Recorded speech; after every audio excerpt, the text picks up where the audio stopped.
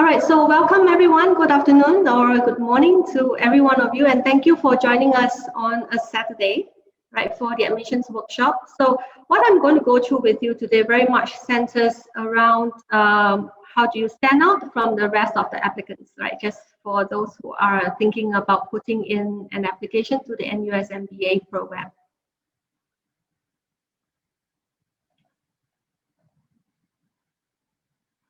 Okay.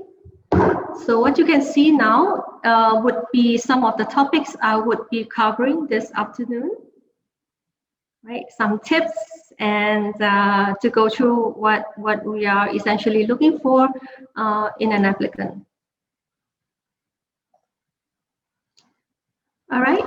So the purpose of the admissions process very much centers around, assessing and evaluating and picking out amongst the pool of applicants that we receive every year for the MBA program, right? People who are good candidates, all right? And how do we define, what are good candidates, all right? So the first bullet point here would be to, be very clear about what kind of qualities you are looking for in a candidate, and how do we do that, all right? Do that using various ways, all right? In your application form, which is the first step that you introduce yourself to us, would be via the application essays, all right? We look at your essays, how is it written? We also assess, your certain demographics, right? The years of experience, the quality of experience, what kind of a career trajectory you have. Okay.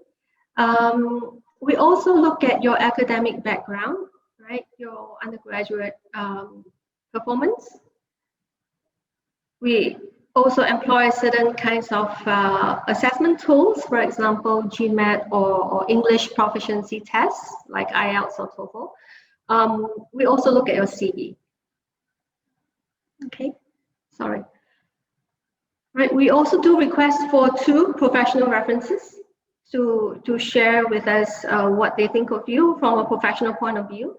And then from there, we will shortlist. So we will begin shortlisting candidates to move them on to the second stage of the evaluation process, which is the admissions interview. Okay. And all in all, I think to cap it off would be a measurement of fit, all right? So what is the fit between you and the NUS MBA program, all right? So other than, making sure that you are academically sound, we also need to make sure that your goals and your motivation is a good fit for the kind of program and the training that we would be able to offer you here at NUS. Okay, so the first point, defining the qualities. So what kind of qualities that we are looking for in a candidate? There's a lot. I probably wouldn't be going through all of these in detail given the time that we have, but I'm just going to explain certain key ones. For example, diversity. All right, so diversity is something that a lot of the MBA programs look for, but diversity goes beyond nationality. All right, yeah, it also captures professional diversity. So essentially, it means that we want variety in terms of your professional background.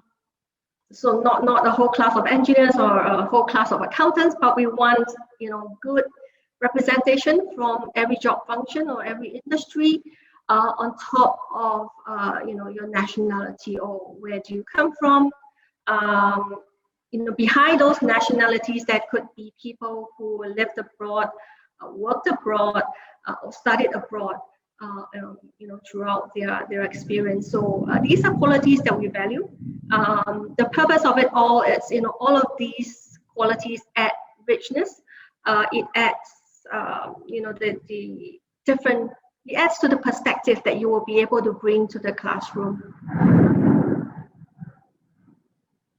Okay, leadership qualities, right? Leadership qualities are, opportunities for you to demonstrate that you have led a project, you have led a team. So any kind of these qualities that if you have these experiences, please do highlight them either on the essays, in the essays, or through the interviews. Okay. International curiosity, I think this is something that we could find that out a little bit more through the admissions interview. All right. Communication skills, how well are you able to articulate your intentions and your motivations to us? All right. Conviction, how are you going to convince us that this is the MBA program for you? Right? How well do you know the MBA program? Why have you made that decision to apply to the NUS MBA? Right? Any unique experiences that you might like to share with us? I think these are qualities that differentiates you with the next candidate. All right, so now we can look at what the NUS MBA admissions requirements are. Of course, I think fundamentally all of you would need to have a good undergraduate degree. So it is, yes, it's mandatory to have an undergraduate degree coupled with a minimum of 2 years of professional experience. All right, so that excludes internships, right? So it will be minimum 2 years, although the class average, I believe Nicole might have shared with you just now, was about 6 years. Right, but a minimum of 2 years of full-time professional experience after completion of your undergraduate degree. For the full-time MBA program, you do need to take either the GMAT or GRE, right? So that's mandatory as well for all of the full-time applicants. We also require 2 professional references. Okay, like I mentioned just now, we are looking at professional references. So that would add the most value to your application. So academic references probably wouldn't be necessary, because what we're looking at through these references would be, it forms part of the professional assessment for your application. Okay, TOEFL and IELTS would be required only for those whose undergraduate program was not taught exclusively in English. Okay. The last point I would like to highlight would be that the part-time MBA program is applicable only to candidates with a valid, either a valid residency pass in Singapore or a valid employment pass in Singapore. So the rest of the candidates who have none of this would have to go for the full-time program. Okay, so how do you set out to prepare for your application? I think the first step for you would be to create your online application account on the web link that's over here. Once you have created the application account for yourself, you could take your own time to complete it, right, to the best that you can, and to get ready all of the documentation that would be required for you to upload to the system. Okay. I think once you have created the online application account, the next step would be for you to sign up for either a GMAT or a GRE test, okay, which is required for all candidates who are submitting an application to the full-time program. That can be done via mba.com for GMAT or GRE, as well as, for those who require English tests such as IELTS or TOEFL, you can get those tests done at ets.org. Okay, I have a point below to say for executive assessment, EA for short. All right, this is only applicable to candidates applying to the part-time MBA program with at least 7 years of working experience. For those with less than 7 years of working experience applying to the part-time program, will have to take the GMAT or the GRE in order to qualify for application. Okay. The third point, I'm sorry for the thunder. The third point is to complete your online application form. All right, as I said just now, once you have created an account, you would have all the time till the application deadline to complete your application. Once you have submitted your application, it cannot be amended. So just make sure that you are confident of your application before you click that submit button. Right now for this year, there are 2 essays for you to complete, plus 1 optional essay, right? So if there's anything that's not covered for question 1 and 2 that you would like the admissions committee to be aware of, you could make use of that optional essay to share with us.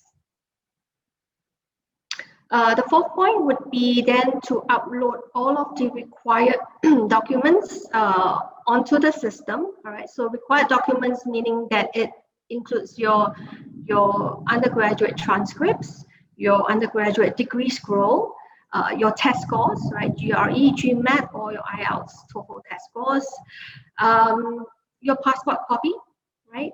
For your full-time applicants, your CV, your latest pay slip, all right? And for part-time applicants, either your employment pass, or if you are a PR holder, a copy of your PR. Okay. Next, it would be your referee reports. Okay, so on that same online application form, you will need to indicate the details of 2 professional referees that you have selected to submit your reports for you. Once you have generated a link to be sent to them, the link is valid for 2 weeks. Okay, so just be sure to follow up with your referees just to make sure that they submit their reports for you within the validity period. So once the link becomes invalid, you will need to get back to us for us to regenerate a new link for you.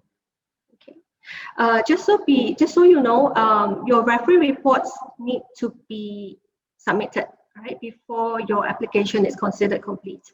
Okay, so only completed applications would be moved on to the next step of the evaluation and the shortlisting process. Okay, I think also just one point for you to note that I think a lot of the applicants miss out on completing the declarations portion of the application before clicking onto the submit button. Okay, so make sure you complete your declarations before submitting the application form. All right. So what are the components within the application form? All right, in terms of your submitting your application. All right, so we look at your demographics again. Once again, demographics meaning male, female, nationalities. All right, years of working experience. Okay, and where do you stand amongst your fellow applicants? Okay. There's a need to manage that because there's a need to manage diversity in the classroom. Just I mentioned just now that diversity is key because that determines how interactions and engagements takes place within the program. Okay. We also look at you in terms of the various assessments. All right, your undergraduate GPA. All right, we look at your GMAT performance. Right. Don't neglect the GMAT IR component of the test. All right. I think that's important, and it does count for your overall assessment. So do not neglect that portion. Do complete the test, right? Well in all components. Okay. We also look at the number of attempts that you have attempted to take the GMAT or the GRE.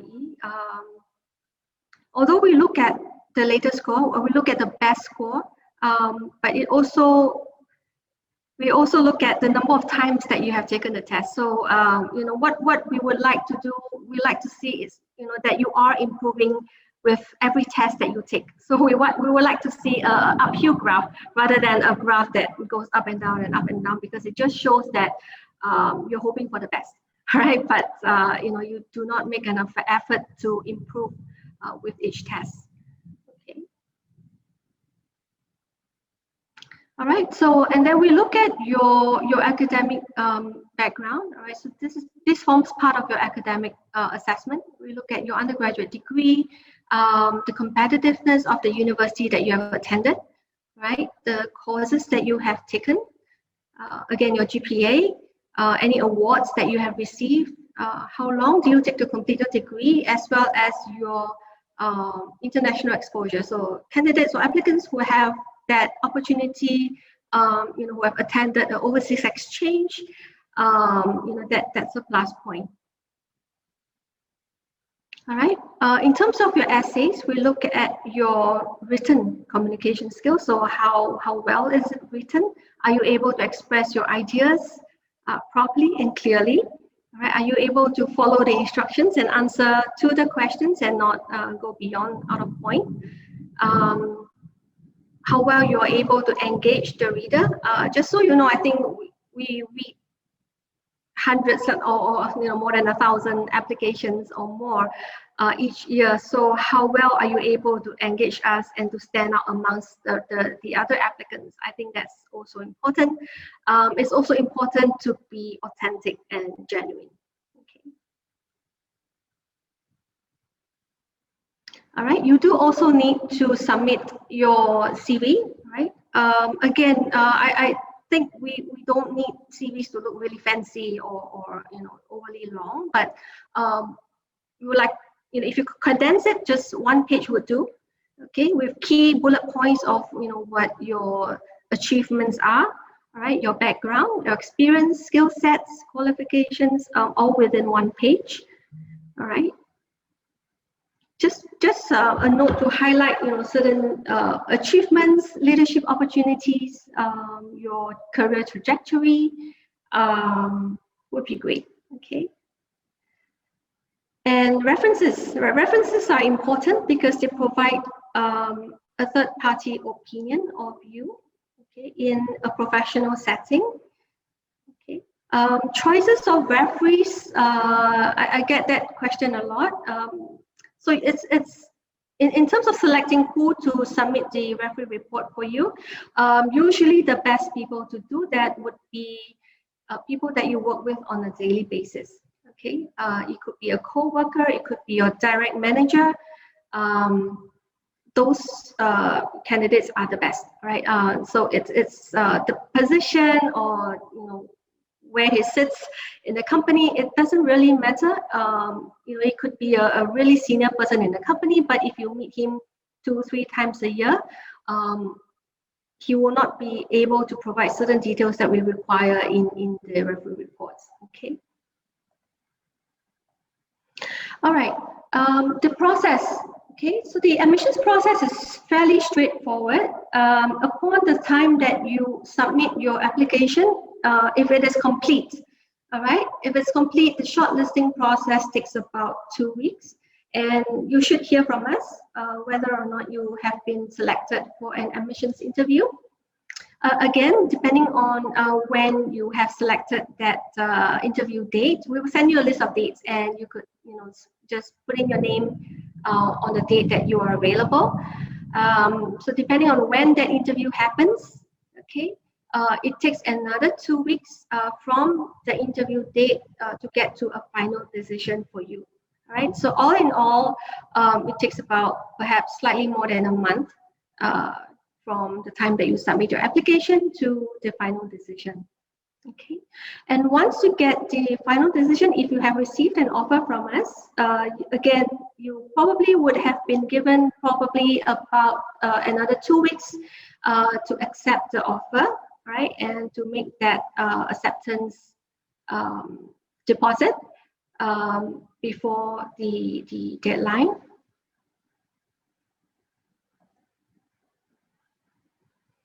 All right, so again, this very much gives you an overview of what are the different evaluation components that we look at in a candidate. Okay.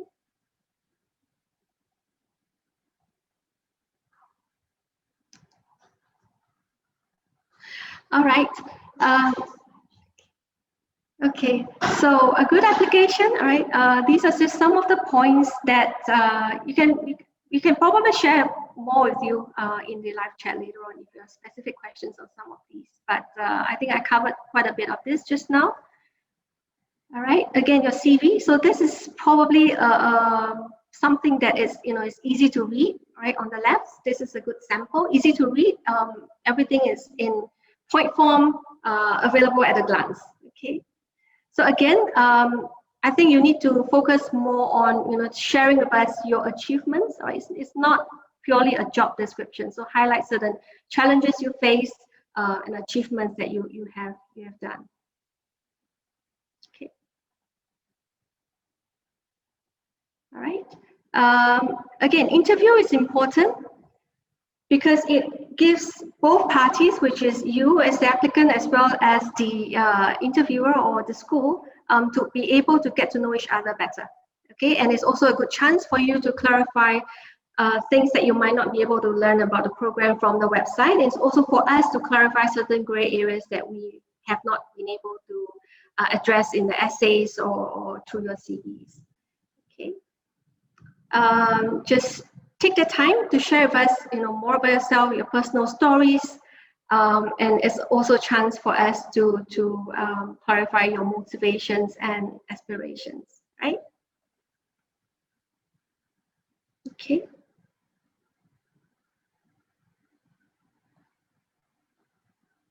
All right. Right, just a quick touch point on scholarships. All right, all scholarships from us are merit basis. All right, so there is a portion in the application form for you to let us know whether you would like to be considered for scholarship. If you do, there are 2 scholarship essays to complete, and make sure that you complete that portion of your scholarship essays. And scholarship decisions are announced for the full-time program typically by mid-May. And for the part-time program by mid-June, because the part-time program has a deadline on 17th of May. Okay. All right. And for full-time applicants, if you would like to be considered on for your scholarship, please try to apply by round 1, which is 27th of January 2021.